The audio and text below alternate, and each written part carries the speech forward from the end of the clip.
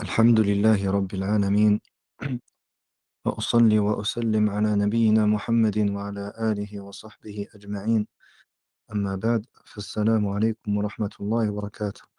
حياكم الله جميعا وبياكم. نسأل الله سبحانه وتعالى أن يجعل عملنا كله خالصا لوجهه الكريم، كما نسأله سبحانه وتعالى أن يفقهنا في الدين وأن يعلمنا التأويل وأن يفهمنا، ونسأل الله سبحانه وتعالى أن يزيدنا علما وأن يوفقنا للأعمال الصالحة. فنواصل إن شاء الله تعالى في ذكر الأحكام المتعلقة بالصيام، وكنا قد ذكرنا آخرا ما يستحب أو الصيام المستحب، فنأخذ الآن إن شاء الله تعالى ما يكره وما يحرم من الصيام. Donc, nous continuons, Inch'Allah Ta'ala, concernant les règles du jeûne. Et nous avions vu dans le dernier cours les jeûnes qui étaient conseillés, les types de jeûnes qui étaient conseillés. Et nous voyons donc maintenant, Inch'Allah Ta'ala, les jeûnes qui sont déconseillés et interdits.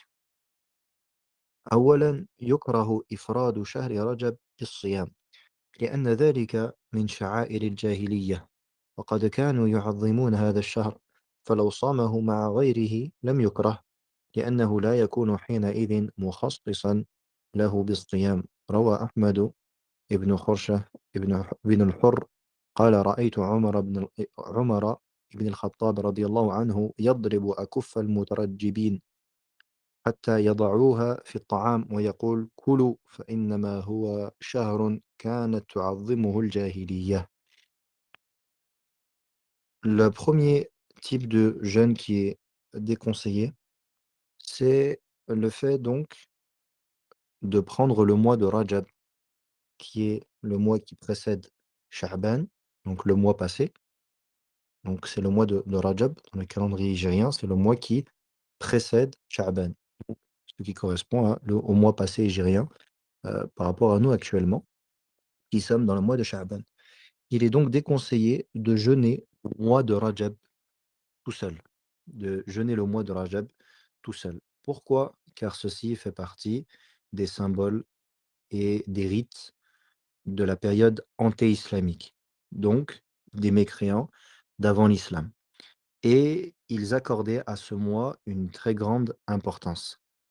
En revanche, si ce mois est jeûné avec un autre, alors ceci n'est pas déconseillé, n'est pas blâmable.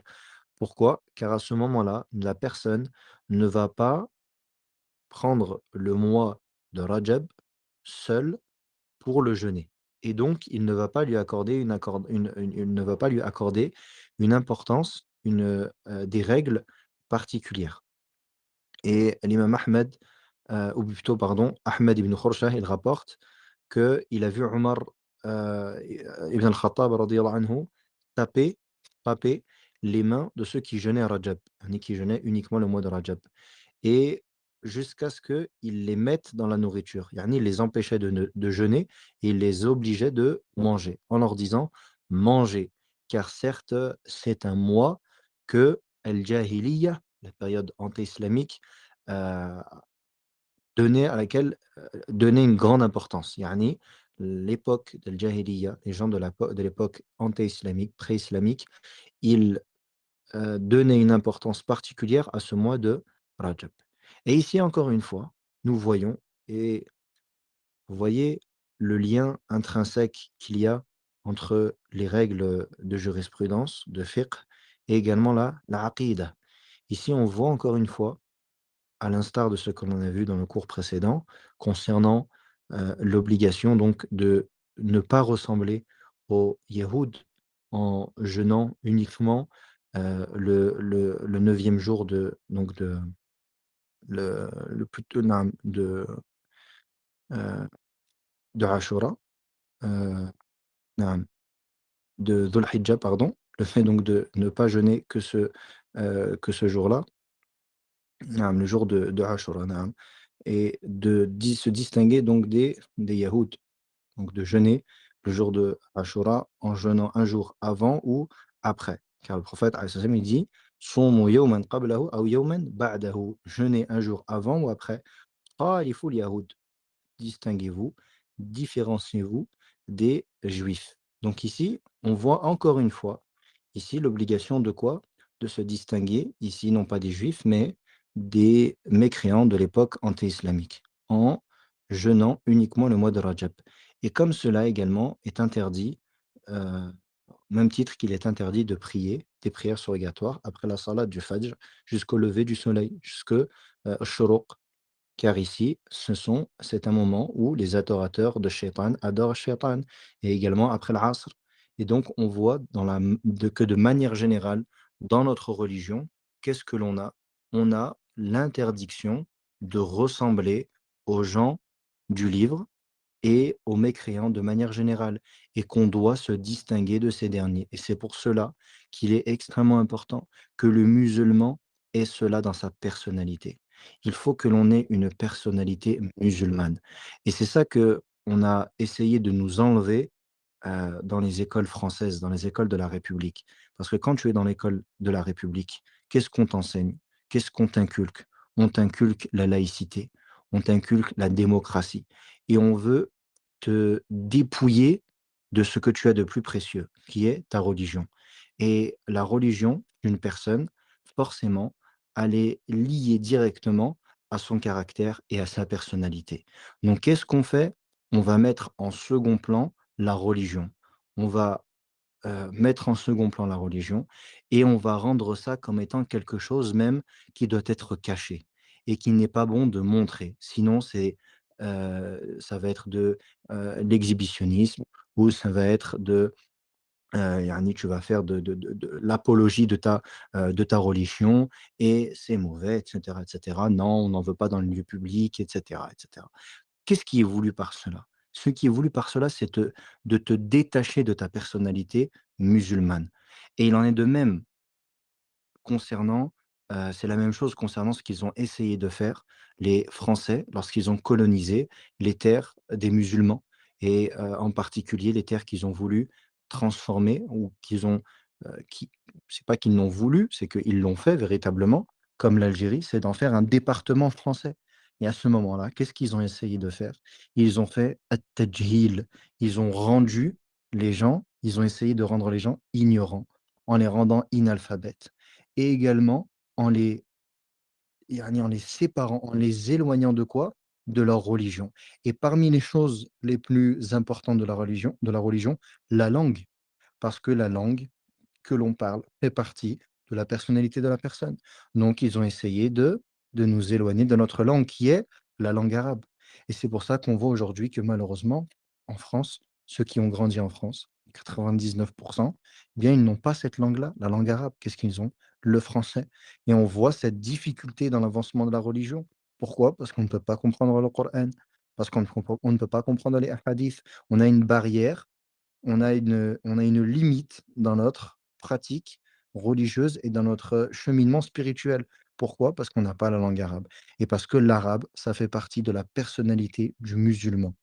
Ici, il n'est pas question de revendiquer une arabité, tribale ou quoi que ce soit. Ici, il est question de se rendre compte que l'arabe, c'est la langue du Coran.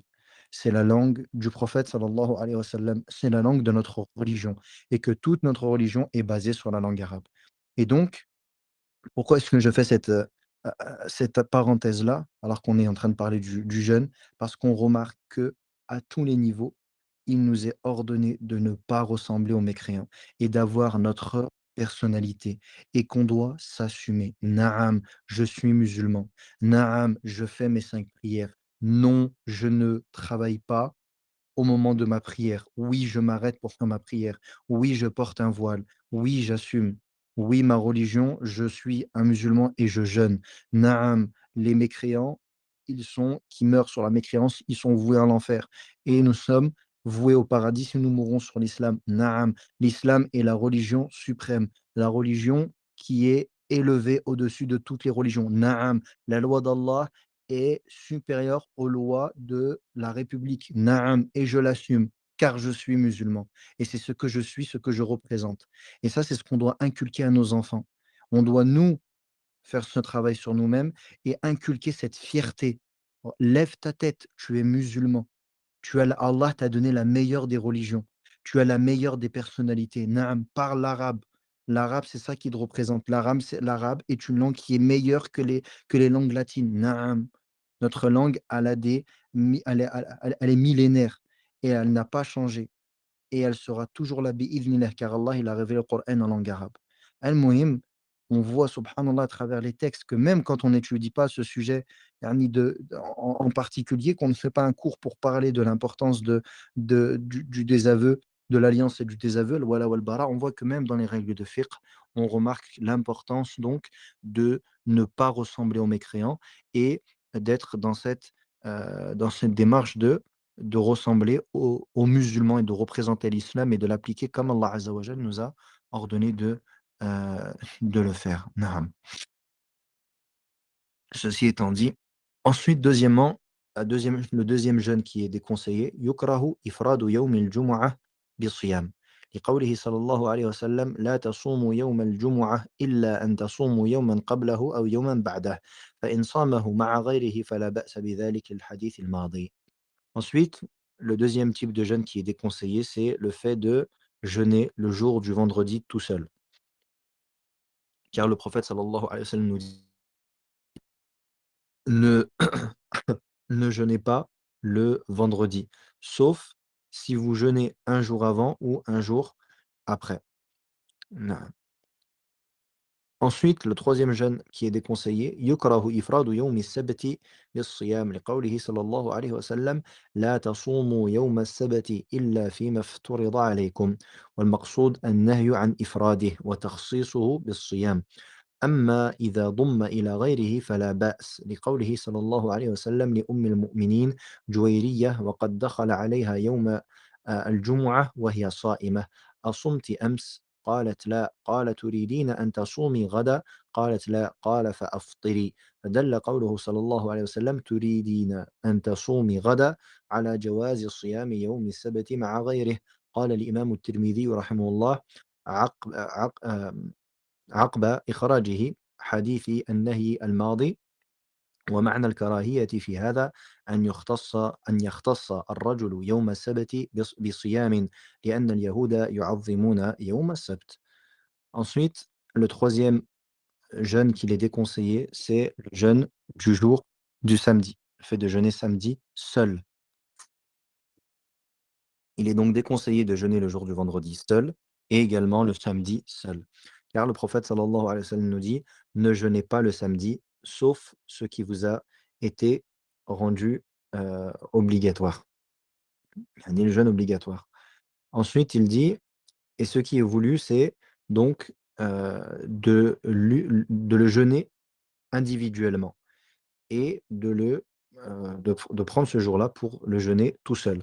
Mais si jamais, aussi plutôt, ce jour-là est accompagné d'un autre jour, alors il n'y a pas de mal. Car le prophète sallallahu alayhi wa sallam a dit à, al-Mu'minin Juwayriyah radiyallahu anha, lorsqu'il est rentré chez elle le vendredi et qu'il l'a trouvée en train de jeûner. Il lui a dit alayhi salatu wassalam: «Est-ce que tu as jeûné hier?» C'est-à-dire le jeudi. Elle m'a dit: «Non».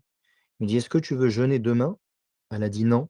Il lui a dit alors: «Fa aftiri», jeûne, romps ton jeûne. Donc ici, le prophète, alayhi salatu wassalam, le fait qu'il lui a dit: «Est-ce que tu veux jeûner demain?» c'est-à-dire le samedi. Ça nous montre qu'il est permis de jeûner le samedi, avec un autre jour. Ici, pourquoi est-ce qu'il précise cela, dans le livre?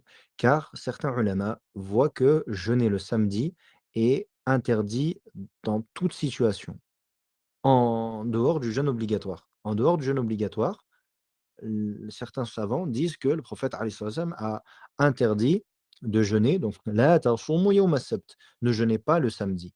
Bien certains savants ont dit cette interdiction, elle est générale et donc ni en jeûnant un jour avant, ni un jour après, al-muhim, jeûner le samedi est interdit. Certains savants ont vu cela et ici, le hadith qui est rapporté, qui va à l'encontre de cet avis-là, c'est le hadith dans lequel le prophète sallallahu alayhi wa sallam, il a dit à, son épouse Joëria: «Est-ce que tu vas jeûner demain?» Donc il l'a trouvé le vendredi en train de jeûner. Il lui a dit: «Est-ce que tu vas jeûner demain?» c'est-à-dire samedi.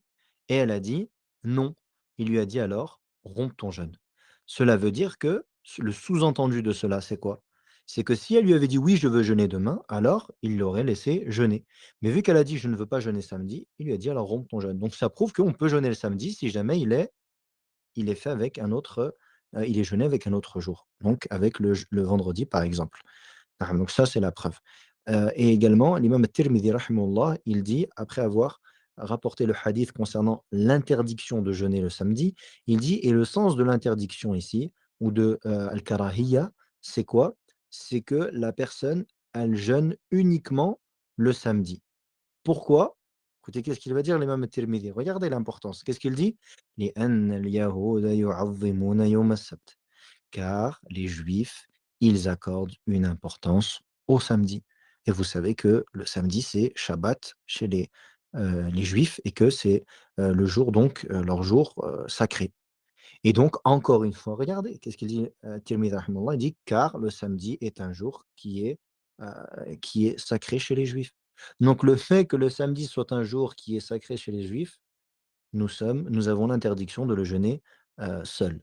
Nous avons l'interdiction de le jeûner seul. Encore une fois, on voit l'importance de ne pas ressembler aux mécréants, d'être loin de leurs mécréances, de leurs, sha'aïr, de tous leurs symboles, de tous leurs rites et que nous soyons différents d'eux. Car la religion de l'islam est différente des autres religions et c'est la religion suprême et la religion d'Allah subhanahu wa ta'ala.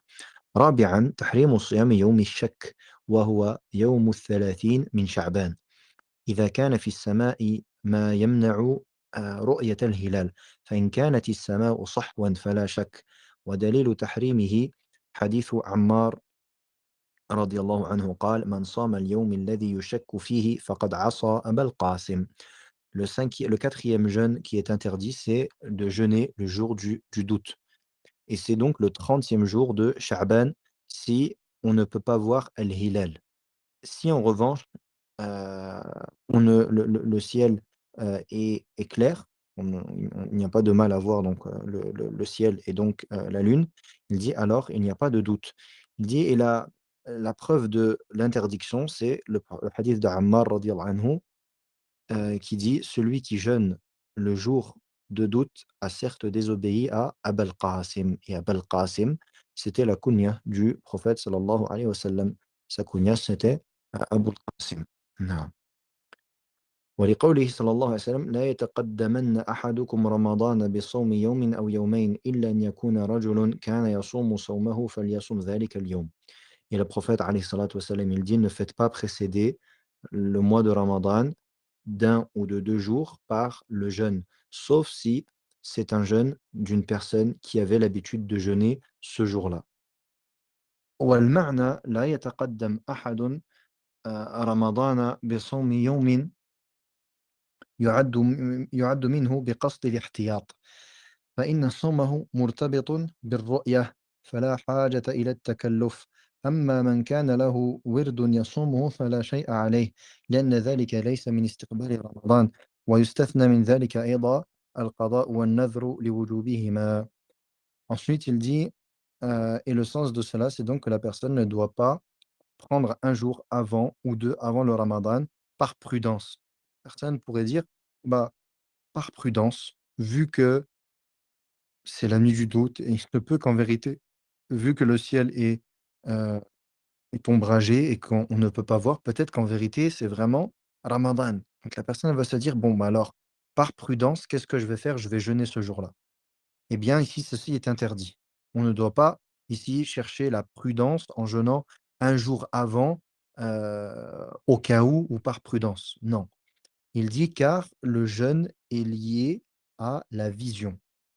Et nous n'avons pas besoin de takalluf, nous n'avons pas besoin de nous forcer à faire les choses et de chercher à l'excès, car cela fait partie de l'excès et de l'exagération. Cela fait partie de l'exagération de s'imposer des choses que nous n'avons pas besoin de nous imposer.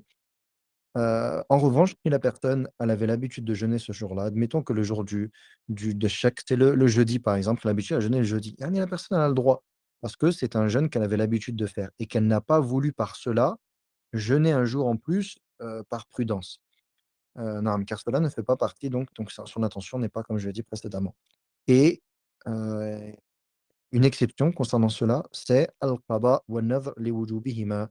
Quelqu'un avait posé la question, en privé et dans le bot, je ne sais plus si c'était pendant le cours ou pas, concernant ce point-là et donc c'est la réponse inch'Allah.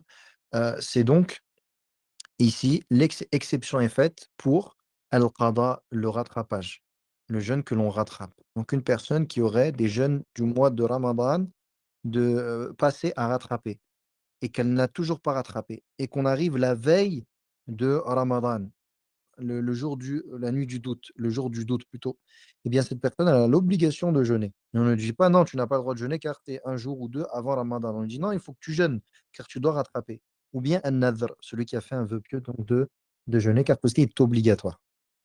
خامسًا يحرم صوم يومي العيدين لحديث أبي سعيد الخدري رضي الله عنه نهى النبي صلى الله عليه وسلم عن صوم يوم الفطر والنحر ولحديث عمر بن الخطاب رضي الله عنه قال هذان يومان نهى رسول الله صلى الله عليه وسلم عن صيامهما يوم يوم فطركم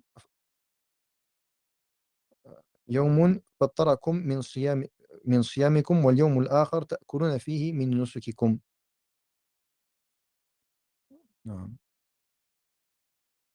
Ensuite, le cinquième, c'est donc le jeûne l'interdiction de jeûner les 2 jours les 2 Ids. Les 2 jours donc de, l'Aïd. Car le prophète alayhi salatu wassalam, dans le hadith d'Abi Saïd al-Khudri, il dit: «Le prophète alayhi salatu wassalam a interdit de jeûner le jour d'Al-Fitr et le jour de An-Nahr». Donc l'Aïd, Al-Fitr et Aïd al-Adha, le jeûne le Aïd du sacrifice et le Aïd de la rupture du jeûne. Donc le prophète alayhi salatu wassalam a interdit de jeûner ces 2 jours-là et Omar radiyallahu anhu, il dit: «Ce sont 2 jours que le prophète alayhi salatu wassalam a interdit de jeûner. Un jour où vous rompez votre jeûne et un autre jour où vous mangez de votre sacrifice». سادسًا يُكره صوم أيام التشريق وهي 3 أيام بعد يوم النحر 11 والثاني عشر والثالث عشر لقوله صلى الله عليه وسلم عنها أيام أيام أكل وشرب وذكر لله عز وجل ولقوله صلى الله عليه وسلم يوم عرفة ويوم النحر وأيام التشريق عيدنا أو يوم عرفة ويوم النحر وأيام التشريق عيدنا أهل الإسلام أو عيدنا أهل الإسلام وهي أيام أكل وشرب ورخص في صيامها للمتمتع والقارن إذا لم يجدا ثمن الهدي لحديث عائشة وابن عمر رضي الله عنهما قال لم يرخص في أيام التشريق أن يصمن إلا لمن لم يجد الهدي. Le sixième jeûne qui est détestable, c'est le jeûne des jours de At-Tashriq. Les jours de Tashriq, ce sont les 3 jours qui suivent, le jour du sacrifice, le Eid du sacrifice, Eid al-Adha. Donc les 3 jours qui sont le 11, le 12 et le 13. 11, 12 et 13, ces 3 jours-là, ce qu'on on appelle ça Ayyam at-Tashriq. Eh bien, il est déconseillé de les jeûner car le prophète alayhi salatu wassalam nous dit: «Ce sont des jours où l'on mange et l'on boit et on fait le dhikr d'Allah azza wa jal». Et car le prophète alayhi salatu wassalam, il dit: «Le jour de Arafat, le jour du sacrifice et les jours de at-Tashriq sont nos fêtes gens de l'islam et ce sont des jours où l'on mange et l'on boit». Et encore une fois, on voit ici l'importance. Le prophète nous dit: «Iidouna ahl al-islam». Ça, c'est notre Eid, c'est nos fêtes, les gens de l'islam. Et on doit accorder une grande importance à ces fêtes, non pas par coutume, mais par religiosité, car cela fait partie de notre religion et cela fait partie de, encore une fois, notre personnalité en tant que musulmans et de ce qui nous définit. Et donc, nous devons faire en sorte que ces jours-là soient nos jours de fête. Et encore une fois, on se fiche de ce que les mécréants peuvent dire et peuvent penser. Et encore une fois, on se désole de voir à quel point la dunya, elle emporte les gens et que même les jours de Eid, subhanallah, les gens, ils travaillent. ils travaillent, subhanallah, même l'Eid, tu travailles. Ittaqillah. Subhanallah, un jour de ta vie, allez, 2 jours dans l'année, 5 jours, 4 jours, qu'est-ce que c'est subhanallah? Même ces jours-là, yani, tu ne peux pas les prendre pour Allah Azza wa Jal, pour ta religion. Tu trouves que subhanallah, le frère, il a des difficultés parce qu'il peut pas faire yani, faire la salat, même salat, il arrive pas, le sacrifice, il arrive pas. Yani, tu ne peux pas faire le sacrifice, tu ne peux pas faire ta prière à la mosquée pour la salat al-Eid, tu peux pas fêter avec ta famille et واش بقى لك يا خويا؟ Qu'est-ce qui reste subhanallah?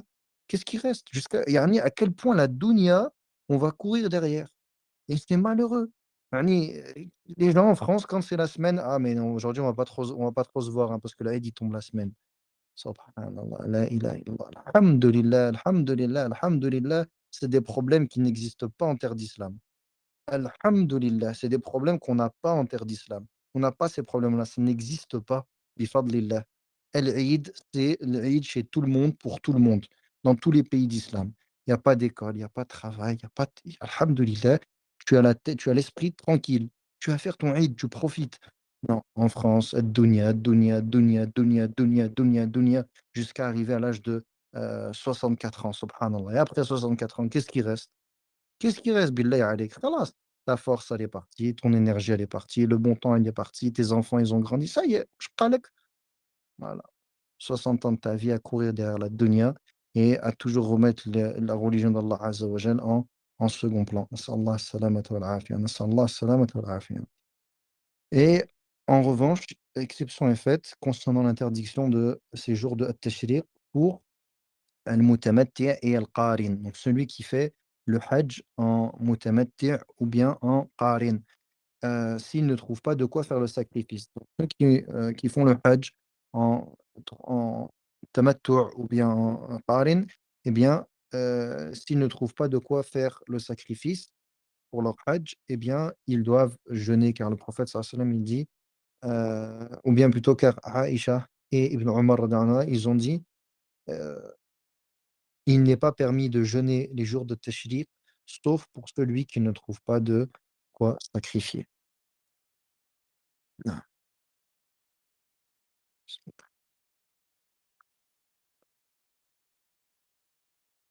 Et ensuite,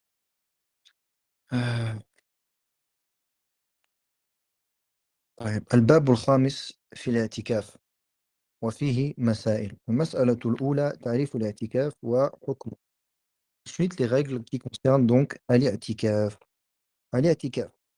Qu'est-ce que al-i'tikaf? Quelle est sa définition et quel est son jugement? Donc après avoir vu les règles de jeûne et généralement c'est ainsi que, sont ordonnées les règles de jurisprudence liées au chapitre du jeûne. Yani les premiers chapitres concernent exclusivement le jeûne et ensuite la fin du chapitre est dédiée à l'i'tikaf, car l'i'tikaf est une adoration qui est liée, au ramadan. C'est une adoration qui est liée au ramadan. Donc à ce moment-là, bien que l'i'tikaf peut être fait en dehors de ramadan, mais sa particularité, c'est pendant le mois de ramadan et c'est pour cela que les ulama, les fuqaha, les savants du fiqh, ils ont mis ce chapitre-là à la fin du chapitre du jeûne. طيب تعريفه الاعتكاف في اللغة لزوم الشيء وحبس النفس عليه وفي الشرع لزوم المسلم المميز مسجدا لطاعة الله عز وجل. La définition de l'i'tikaf dans la langue arabe c'est لزوم الشيء, le fait de s'accrocher à une chose et le fait de d'y accrocher sa personne. Ça c'est l'i'tikaf. Donc le fait de عكف يعكف اعتكف يعتكف اعتكافًا. Donc ça, c'est al-i'tikaf, c'est le fait de rester à une chose. Al-i'tikaf, c'est le fait donc de rester, collé ou rester attaché à une chose dans la langue arabe. Et la définition religieuse, c'est لزوم المسلم المميز مسجدًا لطاعة الله عز وجل. C'est le fait qu'un musulman reste, qu'un musulman qui discerne, qui est mumayyiz, donc qui discerne, eh bien, il نعم لزوم المسلم المميز نعم مسجدا لطاعة الله عز وجل qui reste dans une mosquée pour obéir à Allah subhanahu wa ta'ala. Quel est son jugement? حكمه وهو سنة وقربة إلى الله تعالى لقوله عز وجل أن طهر بيتي للطائفين والعاكفين والركع السجود. وهذه الآية دليل على مشروعيته حتى في الأمم السابقة. و آه، ولقوله تعالى ولا تباشروهن وأنتم عاكفون في المساجد. L'épreuve, son jugement. Le jugement de l'i'tikaf, c'est une sunna et c'est une chose par laquelle on se rapproche d'Allah subhanahu wa ta'ala. La preuve de cela, le verset dans Surat al-Baqarah, est purifié, Allah Azza wa Jal s'adresse à Ibrahim et Ismaïl, est purifié, an tahira, purifier ma maison pour, yani, le Masjid al-Haram, à Mecca, le Masjid al-Haram, ma maison pour at-ta'ifin, donc ceux qui circambulent, qui font at-tawaf. والعاكفين, ceux qui font al-i'tikaf, والركع السجود, et ceux qui se prosternent et qui se s'inclinent. Et cela prouve également que al-i'tikaf est une adoration qui était légiférée même dans les communautés précédentes. Et également, Allah tabaraka wa ta'ala nous dit: «Wa tubashiruhunna wa antum aakifuna fil masajid», et n'ayez point de rapport avec vos épouses alors que vous êtes en état d'i'tikaf dans les mosquées. وعن عائشة رضي الله عنها أن النبي صلى الله عليه وسلم كان يعتكف العشر الأواخر من رمضان حتى توفاه الله. Aïcha radiallahu anha, elle dit le prophète sallallahu alayhi wa sallam accomplissait à l'i'tikaf les 10 derniers jours de Ramadan jusqu'à ce qu'Allah reprenne son âme. وأجمع المسلمون على مشروعيته وأنه سنة ولا يجب على المرء إلا أن يوجبه على نفسه كأن ينذره. Ensuite, également, la troisième preuve, après les preuves du Coran et de la Sunna, c'est l'ijma', le consensus des musulmans concernant son caractère légiféré. Et que c'est une sunna, c'est-à-dire que ce n'est pas obligatoire, sauf pour une personne qui se l'est imposée à elle-même. فتثبت سنية الاعتكاف ومشروعيته بالكتاب والسنة والإجماع. Nous avons donc la preuve de son caractère conseillé, que c'est sunna, c'est conseillé de faire l'i'tikaf par les versets du Coran, la sunna du prophète sallallahu alayhi wa sallam et l'ijma', le consensus des savants. المسألة الثانية شروط الاعتكاف. Quelles sont les conditions de l'i'tikaf? الاعتكاف عبادة لها شروط لها شروط لا تصح إلا بها، وهي أن يكون المعتكف مسلما مميزا عاقلا، فلا يصح الاعتكاف من الكافر ولا المجنون ولا الصبي غير المميز. أما البلوغ والذكورية فلا يشترطان، فيصح الاعتكاف من غير البالغ إذا كان مميزا وكذلك من الأنثى. Quelles sont les conditions? Les conditions de l'i'tikaf sont premièrement que le mu'takif, celui qui accomplit l'i'tikaf, soit un musulman. Deuxièmement, qu'il soit donc mumayyiz, qu'il ait le discernement, qu'il ait environ 7 ans, 8 ans. Yani, généralement, le tamyiz, il vient à cet âge-là. Et ensuite, qu'il soit aqil, qu'il ait donc sa raison, qu'il ait sa raison. Donc, l'i'tikaf n'est pas accepté, ou n'est pas juste, n'est pas valide, pardon, n'est pas valide s'il est d'un kafir ou d'un fou ou d'un enfant qui n'est pas mumayyiz, 2 ans, 3 ans, 4 ans. En revanche donc, la puberté et le fait d'être, un garçon ou un homme, cela n'est pas une condition. L'i'tikaf est donc valide concernant un non pubère, tant qu'il est mumayyiz, et il est également valide pour une femme. Que l'i'tikaf, c'est pour les hommes et pour les femmes. La deuxième condition, c'est an-niyya, l'intention, car le prophète sallallahu alayhi wa sallam dit: «Innamal a'malu binniyat». فينوي المعتكف لزوم معتكفه قربة وتعبدا لله عز وجل. Et la deuxième condition, c'est an-niyya, l'intention, car le prophète alayhi salam, il dit: «Les actes ne valent que par leurs intentions». Le mu'takif, celui qui fait l'i'tikaf, il doit donc avoir l'intention de rester là où il reste, dans la mosquée, pour se rapprocher d'Allah Azza wa Jal et l'adorer. ثالثًا أن يكون الاعتكاف في مسجد لقوله تعالى وأنتم عاكفون في المساجد. Troisièmement, la troisième condition, c'est que l'i'tikaf soit dans une mosquée. Car le prophète car Allah tabaraka wa ta'ala dit: alors que vous êtes en i'tikaf dans les mosquées. et car le prophète alayhi salatu wassalam, lorsqu'il accomplissait l'i'tikaf, c'était dans la mosquée et il n'est pas rapporté qu'il a, fait l'i'tikaf dans autre chose que, cela. Salam alaikum wa rahmatullah. Pendant l'i'tikaf, on dort à la mosquée pendant plusieurs jours sans rentrer chez nous. Oui, c'est ça. C'est l'intérêt de l'i'tikaf. Mais l'i'tikaf, il peut être, yani de différentes manières, comme on va le voir. Il n'est pas C'est pas une condition que cela inclut forcément, 24 heures, nuit et jour. Yani l'i'tikaf, on va le voir juste après, il peut être fait de différentes manières, mais ce que le prophète alayhi salam a fait, c'est ça. Pendant 10 nuits, les 10 derniers jours, pardon, de Ramadan, il était dans la mosquée, donc il était, dans la mosquée la nuit et le jour, et il dormait également dans la mosquée, comme il mangeait dans la mosquée. Non. Ensuite, troisièmement, 4°, pardon, heu نعم، أن يكون المسجد الذي يُعتكف فيه أو يعتكف فيه تُقام فيه صلاة الجماعة. Quatrième condition, c'est que la mosquée dans laquelle l'i'tikaf est accompli soit une mosquée dans laquelle il y a la prière en commun. وذلك إذا كانت مدة الاعتكاف تتخللها صلاة مفروضة.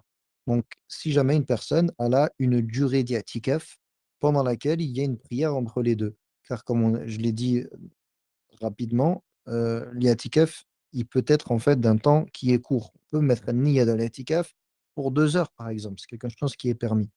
Donc ici, la condition, la quatrième condition, c'est que ce soit fait dans une mosquée qui est dans laquelle il y a salat al-jama'a, la prière en commun. Pourquoi? Car, al-mu'takif, si c'est un homme, eh bien, la prière en commun lui est obligatoire. Donc il ne peut pas faire, l'i'tikaf dans une mosquée dans laquelle il n'y a pas de prière en groupe. Hani, par exemple, tu peux trouver une mosquée dans laquelle, hani, il n'y a pas beaucoup de gens qui viennent et donc il se peut que, heu, il y ait, yani, les gens viennent pour certaines prières que d'autres ne viennent pas, c'est possible, yani, il y a des mosquées comme ça. Donc ce genre de mosquée, de salle de prière, المهم, on ne peut pas faire l'i'tikaf dedans, car yani, cela impliquerait de délaisser la prière en commun et la prière en commun est obligatoire, yani pour les hommes. Ou bien cela impliquerait de sortir à chaque fois de la mosquée pour aller prier en commun dans une mosquée dans laquelle il y a la prière en commun et le fait de sortir de la mosquée, eh bien cela va à l'encontre heu, du but de l'i'tikaf. Le but de l'i'tikaf, c'est de rester dans la mosquée. Mais la femme, c'est valide pour elle qu'elle fasse l'i'tikaf dans n'importe quelle mosquée, qu'il y ait dans celle-ci la prière en commun ou non. Pourquoi? Parce que la prière en commun ne lui est pas obligatoire. Et donc il est permis à la femme de faire l'i'tikaf tant que cela n'implique pas une fitna, tant que cela n'est pas une tentation et que cela n'impliquerait donc pas de trouble. Et si jamais donc cela implique des troubles, alors, ceci est interdit. Et le meilleur, c'est donc que cette mosquée-là, en plus que ce soit une mosquée dans laquelle il y a les prières obligatoires qui sont accomplies, le meilleur, c'est qu'il y ait également la prière de Al-Jumu'ah, que ce soit une mosquée dans laquelle il y a les 5 prières plus Al-Jumu'ah. Mais le fait que ce soit une mosquée dans laquelle il y a salat Al-Jumu'ah, ce n'est pas une condition. خامسًا الطهارة من الحدث الأكبر، فلا يصح اعتكاف الجنب ولا الحائض ولا النفساء لعدم جواز مكث هؤلاء في المسجد. Cinquièmement, la cinquième condition, c'est la purification de l'impureté majeure. Il n'est pas permis à une personne qui est en état d'impureté majeure de d'accomplir l'i'tikaf. Ni la femme qui est en état de menstru, ni celle qui a ses lochis, car ces personnes-là n'ont pas la permission de rester dans la mosquée. Celui qui est en état d'impureté majeure, homme ou femme, et la femme qui a ses menstrues, il ne leur est pas permis à ces personnes-là de rester dans la mosquée, donc elles ne peuvent pas faire الاعتكاف. أما الصيام فليس بشرط في الاعتكاف لما روي عن ابن عمر رضي الله عنهما أن عمر قال يا رسول الله إني نذرت في الجاهلية أن أعتكف ليلة في المسجد الحرام فقال أوف بنذرك فلو كان الصوم شرطا لما صح اعتكافه في الليل لأنه لا صيام فيه ولأنهما عبادتان منفصلتان فلا يشترط لإحداهما وجود الأخرى. Ensuite, il faut savoir que le jeûne n'est pas une condition dans l'i'tikaf. Yani, tu peux faire l'i'tikaf sans être en état de jeûne. Car il est rapporté que Ibn Omar, radiyallahu anhuma, il a dit il rapporte de son père Omar qu'il a dit: «Ya Rasulallah, j'ai fait à l'époque avant l'islam, anté-islamique, j'ai fait un vœu pieux, que je resterai dans Al Masjid Al Haram à Mecca, je ferai les i'tikaf une nuit, je ferai les i'tikaf une nuit dans le Masjid Al Haram à Mecca». Alors le prophète sallallahu alayhi wa sallam lui a dit: «Honore ton vœu, tu dois le faire». Et ici le prophète sallallahu alayhi wa sallam, il lui a dit de le faire alors que son i'tikaf, il était à quel moment? La nuit. Est-ce qu'on jeûne la nuit? On ne jeûne pas la nuit. Donc si jamais si c'était une condition, son de l'i'tikaf que yani que le la personne qui fasse l'i'tikaf soit en état de jeûne, le prophète sallallahu alayhi wa sallam ne l'aurait pas, permis à Omar radiyallahu anhuma et car ce sont 2 adorations qui sont totalement distinctes. Donc l'i'tikaf ainsi que le jeûne, ce sont 2 adorations qui sont distinctes et l'une n'implique pas l'autre. Troisièmement, زمان الاعتكاف ومستحباته وما يباح للمعتكف. Ensuite, donc, les points suivants concernent le temps de l'i'tikaf, la période de l'i'tikaf, ce qui est conseillé et ce qui est permis pour al-mu'takif. زمن الاعتكاف ووقته la période de الاعتكاف المكث في المسجد مقدارا من الزمن هو ركن الاعتكاف فلو لم يقع المكث في المسجد لم ينعقد الاعتكاف وفي أقل مدة الاعتكاف خلاف بين أهل العلم والصحيح إن شاء الله أن وقت الاعتكاف ليس لأقله حد فيصح الاعتكاف مقدارا من الزمن وإن قل إلا أن الأفضل لا يقل الاعتكاف عن يوم وليلة لأنه لم ينقل عن النبي صلى الله عليه وسلم ولا عن أحد من أصحابه الاعتكاف فيما دون ذلك. Le temps de l'i'tikaf. يعني la question qu'on peut se poser maintenant, c'est quoi? C'est طيب, combien de temps est-ce que je dois rester dans la mosquée pour que cela soit compté comme un i'tikaf? Eh bien ici, il faut savoir que rester dans la mosquée un certain temps, c'est un pilier de l'i'tikaf. Et si donc la personne, elle rentre dans la mosquée, par exemple, et qu'elle ne reste pas dans celle-ci, يعني la personne, elle rentre et elle sort. Eh bien ici, elle n'a pas fait d'i'tikaf et les savants ont divergé. طيب, quel est le minimum? Les savants ont divergé. Juste les questions, je laisse pour la fin, inch'Allah, hein. Je vois les questions et je les prendrai à la fin, inch'Allah ta'ala. Donc ici, le minimum, les savants ont divergé. Combien? 5 minutes, 10 minutes, 1 heure, 5 heures, 24 heures, un jour et une nuit? Les savants ont divergé. Et ce qui est le plus juste, wallahu a'lam, c'est que il n'y a pas de minimum.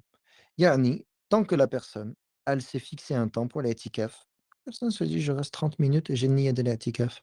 1 heure, 5 heures, une demi-journée, entre le maghrib et l'isha, du fajr jusque shuruq, du fajr jusque al-dhuhr. Al-muhim, je me suis imposé un temps dans lequel j'ai niyya de faire l'i'tikaf, de rester dans la mosquée.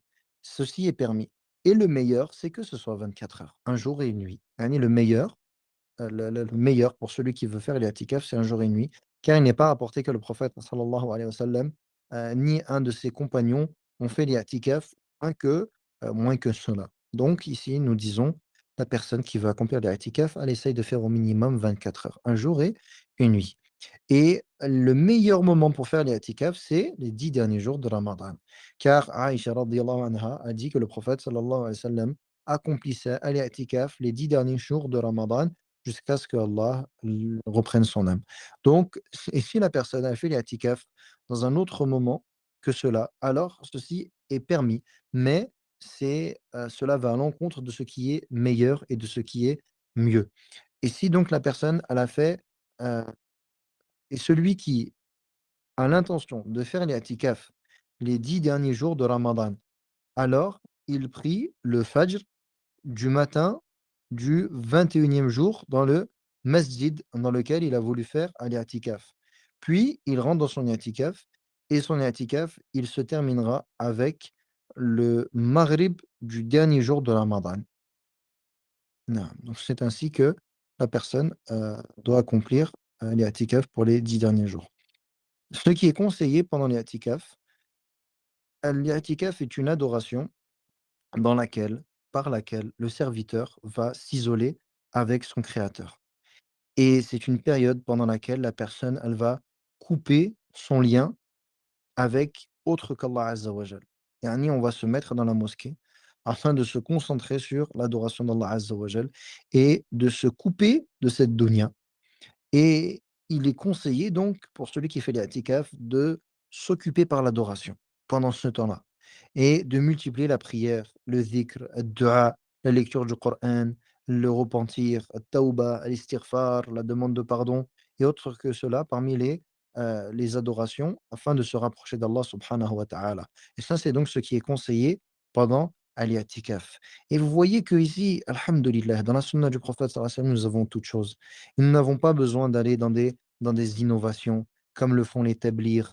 On va faire un voyage de 4 heures, on va faire un khuruj de 4 jours, on va faire un khuruj de 40 jours, on va faire un khuruj de 4 mois. Yani tout en 4. Yani 4 heures, 4 jours, 40 jours, 4 mois, et cetera.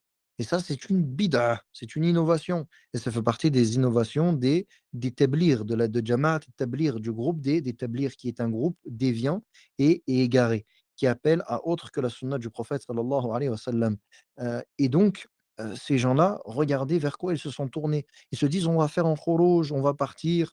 Donc ils s'absentent de leur famille pendant 4 mois, pendant, heu, je ne sais combien de temps, 4 semaines. Ils s'absentent et ils laissent leur famille comme ça et ils disent: «On place notre confiance en Allah». Surtout ceux qui sont en France, tu places ta confiance en Allah, rien du tout. Tu laisses ta famille avec la CAF et ce qui va avec. C'est tout ce que tu laisses. Tu n'as aucun tawakkul et ce que tu fais n'est pas en conformité avec la sunna du prophète sallallahu alayhi wa sallam. Et donc, Allah azza wa jal nous a donné, mieux que cela. Et il en est de même pour les soufis, les soufiyas, les soufis qui vont qui font leur khalwa, yani ils s'isolent, leur isolement, ils s'isolent avec Allah comme ils le prétendent, jusqu'à voir Allah comme ils le prétendent et autres que heu, leur shaytana, yani leur diablerie et tout ce qu'ils font avec, qui sont à l'encontre de la sunna du prophète sallallahu alayhi wa sallam. Eh bien, ici, on voit que dans la sunna du prophète alayhi salam, nous avons tout. Regardez, nous avons un moyen de nous détourner de cette dunya, de couper les ponts avec cette dunya pendant une période et de nous tourner vers notre Seigneur uniquement. Et même les épouses du prophète alayhi salatu wassalam, elles faisaient l'i'tikaf, elles également. Yani les femmes également, elles faisaient l'i'tikaf à l'époque du prophète sallallahu alayhi wa sallam. Donc c'est une grande adoration et c'est une sunna que le prophète alayhi salatu wassalam accomplissait. Et donc on voit que dans le suivi de la sunna du prophète alayhi salam, nous avons tout et nous avons tout dans le juste milieu. Naam. Troisièmement, ce qui est permis pour le mu'atakif. Il est permis au mu'atakif de sortir, de la mosquée pour ce dont il a absolument besoin. Une personne qui va sortir, il faut bien que tu manges, il faut bien que tu bois.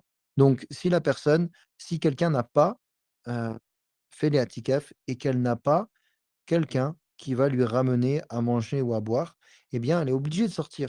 Donc, elle doit sortir. Une personne qui a besoin de sortir de la mosquée pour accomplir ses besoins, akramakumullah, personne qui a besoin de faire le ghusl, del janaba ou autre, eh bien, elle est obligée de sortir et il n'y a pas de mal à cela. Et il est également permis de parler aux gens. Yani, on a le droit de parler pendant l'i'tikaf pour dire des choses qui sont utiles. Et également, il est, permis de parler de demander à propos à propos des gens, mais de parler de ce qui est inutile et ce dont on n'a pas, un besoin, heu, un véritable besoin, alors cela va à l'encontre de, la finalité de al-i'tikaf et ce pourquoi il a été rendu donc légiféré. Et également, il est permis que la personne, elle visite certains de ses proches certains de ses proches ou bien qu'elle parle, avec donc une personne qui fait l'attikaf, elle a le droit de parler avec certaines personnes de sa famille, de ses proches à un moment, yani pas énormément, mais de parler et également, de sortir pour leur dire au revoir ou autre. Car, il est rapporté que Safiyya radiyallahu anha, elle dit: «Le prophète sallallahu alayhi wa sallam faisait l'i'tikaf et je suis allé le voir la nuit et je lui ai parlé. Puis je me suis levé et lorsque je suis parti, le prophète alayhi salatu wassalam est parti avec moi afin de me raccompagner. Et ici, il y a donc, le sens de: «Il m'a raccompagné», c'est-à-dire jusqu'à ma maison. Donc le prophète alayhi salatu wassalam, alors qu'il était en état d'i'tikaf, il a parlé avec sa femme Safiyya radiyallahu anha et il est sorti de la mosquée et il l'a accompagné. Donc il y a en cela le caractère permis, heu, de sortir pour, l'i'tikaf et de parler avec une personne qui ne fait pas l'i'tikaf. وللمعتكف أن يأكل ويشرب وينام في المسجد مع المحافظة على نظافة المسجد وصيانته. Et il est permis également pour celui qui fait l'i'tikaf de manger, de boire et de dormir dans la mosquée. Yani ces choses-là sont permis et en vérité, c'est des choses que tu n'as presque pas le choix que de faire. Yani, par exemple, dormir, tu vas dormir dans la mosquée. Cela, c'est ce qu'implique l'i'tikaf. Si tu fais un i'tikaf qui est d'un jour et d'une nuit minimum, cela implique que tu dormes dans la mosquée. Il n'y a pas de mal à cela. Et également de manger et de boire, tant que tu préserves la propreté de la mosquée. Quatrièmement, ce qui, invalide al-i'tikaf. يبطل الاعتكاف بما يلي. Donc الاعتكاف est annulé par الخروج من المسجد لغير حاجة عمدًا، وإن قل وقت الخروج. لحديث عائشة رضي الله عنها: "وكان لا يدخل البيت إلا لحاجة إذا كان معتكفا، ولأن الخروج يفوت يفوّت المُكث في المعتكف في المعتكف وهو ركن الاعتكاف." La première chose qui annule l'i'tikaf, c'est de sortir de la mosquée sans besoin, volontairement. Donc tu sors de la mosquée sans avoir un véritable besoin, volontairement. Eh bien, ceci annule ton i'tikaf. Et même si ta sortie, elle est rapide. Car Aïcha radhiyallahu anha, elle dit: «Et il ne rentrait dans la maison, c'est-à-dire il ne rentrait chez lui que pour un besoin, s'il est en état de d'i'tikaf». Donc le prophète sallallahu alayhi wa sallam, il est rentré chez lui que s'il avait besoin de cela. Car, le fait de sortir va à l'encontre du but de l'i'tikaf, va à l'encontre de al-mukth, le fait de rester dans la mosquée, le fait de rester. Donc et cela, al-mukth, c'est un pilier de l'i'tikaf comme on l'a vu précédemment. ثانيًا الجماع ولو كان ذلك ليلًا أو كان الجماع خارج المسجد لقوله تعالى: «ولا تباشروهن وأنتم عاكفون في المساجد». Deuxièmement, الجماع, les rapports intimes et même si cela est la nuit. Ou bien que, le rapport intime est effectué en dehors de la mosquée. Car Allah Azza wa Jal nous a interdit de le faire en nous disant: «Et n'ayez pas de rapport avec vos femmes alors que vous êtes, en état d'i'tikaf dans la mosquée, dans les mosquées». Donc les rapports intimes, que ce soit dans la mosquée ou en dehors de la mosquée, la nuit ou autre, tant que tu es en état d'i'tikaf, cela n'est pas permis et cela donc annule l'i'tikaf. نعم وفي حكمه الإنزال بشهوة بدون جماع كالاستمناء ومباشرة الزوجة في غير الفرج et ce qui va dans ce sens tel que le fait que la personne elle éjacule à cause de la masturbation ou bien d'être avec sa femme, yani de se coller à sa femme, etc., sans même qu'il y ait de rapport intime. Donc cela a le même jugement. Cela annule الاعتكاف. ثالثا ذهاب العقل فيفسد الاعتكاف بالجنون والسكر لخروج والسكر عفوًا نعم، لخروج المجنون والسكران عن كونهما من أهل العبادة. Troisièmement, le fait de perdre la raison. Le fait de perdre la raison, cela annule al-i'tikaf. La personne devienne folle ou qu'elle devienne saoul, heu, car ces 2 personnes-là ne sont plus donc heu, dans l'adoration. Quatrièmement, al-hayd wan-nifas, donc les menstrues et an-nifas, les lochis, car elles ne peuvent pas rester dans la mosquée. Donc si une femme, elle fait l'i'tikaf et que pendant son i'tikaf, elle est touchée par al-hayd, les menstrues, eh bien, à ce moment-là, elle ne peut plus, donc cela annule son i'tikaf. خامسًا الردة نسأل الله السلامة والعافية لمنافاتها العبادة ولقوله تعالى: «لئن أشركت ليحبطن عملك». Cinquièmement, l'apostasie, qu'Allah nous en préserve, car cela annule toutes les adorations et car Allah Ta'ala, il dit: «La in ashrakta layahbatanna amaluk». Si tu associes, alors l'ensemble de tes œuvres seront annulées et nous avons par cela, walillahi alhamdu wal minna, awwalan wa akhira, walhamdulillahi alladhi bi ni'matihi tatimmu s-salihat. Nous avons terminé l'étude de ce chapitre concernant as-siyam. Et donc, je vais regarder les questions que vous avez pu poser. Je pense qu'entre-temps, j'ai répondu à certaines. طيب طيب. Concernant, la femme peut faire al-i'tikaf dans sa musalla. Dans sa musalla personnelle, chez elle, non.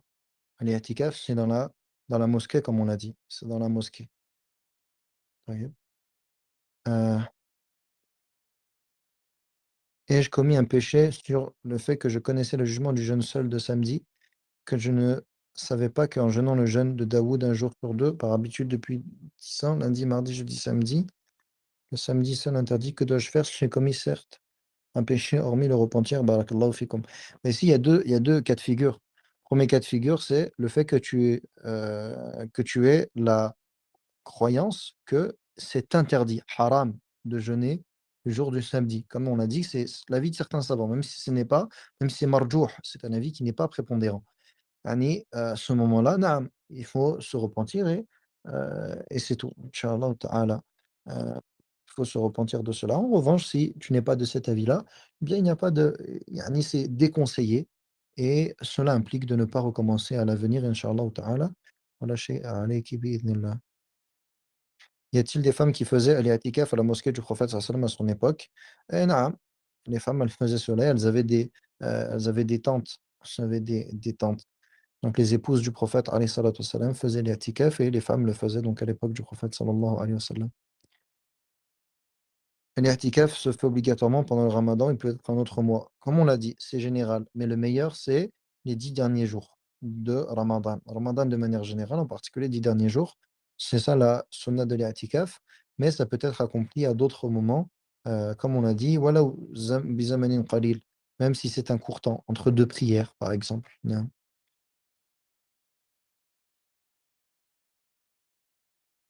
Par rapport aux jeunes, si on a 2 heures différentes pour le fajr dans notre ville, la moitié des mosquées annoncent le fajr à 5h30 et l'autre à 6 heures.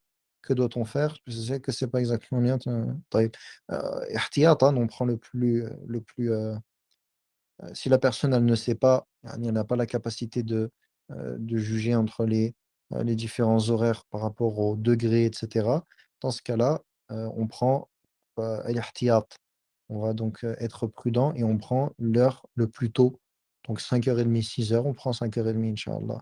Pour celui qui a pas la possibilité, sinon la personne, elle regarde les différents degrés et wallahu a'lam en France 15 degrés généralement, c'est correct bi'idhnillah. Donc on prend un calendrier avec, heu, 15 degrés.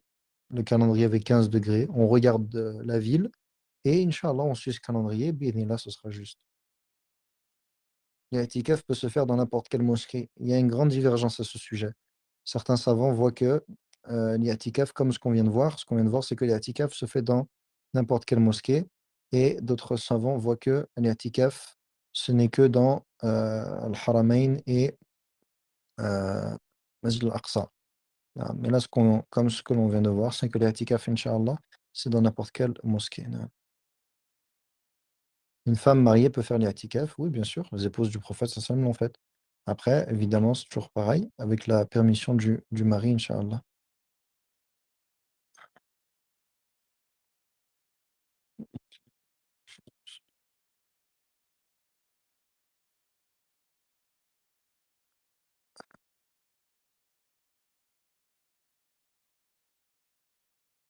Taïeb, j'ai pas été présent aujourd'hui au Ramadan. Oui, comme d'habitude, incha'Allah, les cours sont toujours, enregistrés. Taïeb. Inch'Allah ta'ala, concernant le programme du mois de Ramadan, en toute honnêteté, je ne sais pas encore, comment faire. Donc inch'Allah ta'ala, je vous mettrai un sondage et on essaiera de faire ce qui est ce qui arrange un peu tout le monde, mais honnêtement, ça je ne sais pas vraiment, car j'ai 2 heures ici on a 2 heures de plus qu'en France et la journée, c'est souvent compliqué. Je pense que ce sera peut-être après salat al-tarawih. Je ne sais pas à quelle heure ce sera chez vous. Maintenant, c'est assez tôt, alhamdoulilah. Mohim, je mettrai un sondage et inch'Allah ta'ala, on fera le programme que je vous avais dit avec le tafsir et la lecture du livre de Akhlaq Ma'rifat al-Qur'an de Al-Ajurri rahimahullah avec l'explication des commentaires de Cheikh Abdel Razak Al-Badr. Donc ce sera le programme du mois de Ramadan.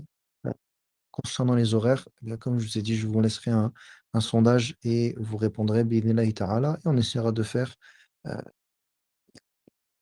ce que l'on peut et les cours, ils sont enregistrés, yani celui qui ne peut pas assister en direct, khayr incha'Allah et donc également, on devra faire la prochaine partie de le la conférence avec Cheikh Amr Fahmy que l'on avait fait début de semaine. Inch'Allah ta'ala, vous serez tenus informés, du prochain, de la suite بإذن الله تعالى. نسأل الله سبحانه وتعالى أن يوفقنا جميعًا لما يحب ويرضى. وأن يجعلنا هداة مهتدين غير ضالين ولا مضلين، كما نسأله سبحانه وتعالى أن يجعلنا مفاتيح للخير مغاليق للشر، وأن يبلغنا رمضان وأن يوفقنا للقيام والصيام والأعمال الصالحة. سبحانك اللهم وبحمدك أشهد أن لا إله إلا أنت أستغفرك وأتوب إليك. بارك الله فيكم وجزاكم الله خيرا، والسلام عليكم ورحمة الله وبركاته.